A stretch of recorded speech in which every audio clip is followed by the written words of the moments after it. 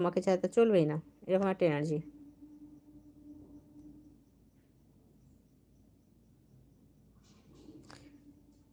রাজ চ্যাটার্জি কি চায় টিনার সঙ্গে? রাজ চ্যাটার্জি কি চায় টিনার সম্পর্কে? ও কি টিনাকে বিয়ে করতে চায়?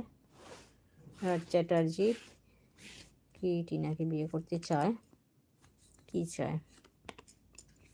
দেখো, রাজ চ্যাটার্জি প্রচণ্ডই রোমান্টিক, ঠিক আছে, কিন্তু সে কেরিয়ারটা ফার্স্ট তার লাইফে। এখন তো থার্ড পার্টি কন্ডিশন আছে, সেটা তার কাজ হতে পারে।